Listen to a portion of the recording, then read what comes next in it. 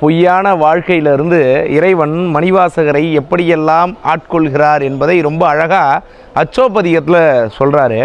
பொய்யெல்லாம் மெய்யென்று புனர்முளையார் போகத்தே மையலுறக் கடவேனை மாளாமே காத்தருளி தையலிடம் கொண்டபிரான் தன் கழலே சேரும் வண்ணம் ஐயன் எனக்கு அருளியவாறு யார் பெறுவார் அச்சோவே. இந்த வாழ்க்கை பொய், ஆனால் அதுதான் உண்மை நான் நம்பிக்கிட்டு இருக்கேன். எனக்கு எதிர்பாலினமாக இருக்கக்கூடிய புணர்தலுக்குரிய பெண்களின் மாயையில் சிக்கிக்கொண்டு அழிய இருந்த என்னை உமையவளை இடப்பாகமாக கொண்ட எம்பெருமான் சிவன் அவன் திருவடி சேரும் வண்ணம் அருளியவாறு என் வாழ்வை வேறு யார் பெற முடியும் என்று வியந்து அசந்து அதிசயத்து பாடுகிறார் மணிவாசகர். நல்லா புரிஞ்சுக்கணும். அப்போ பெண்கள் மட்டும்தான் மாயையா?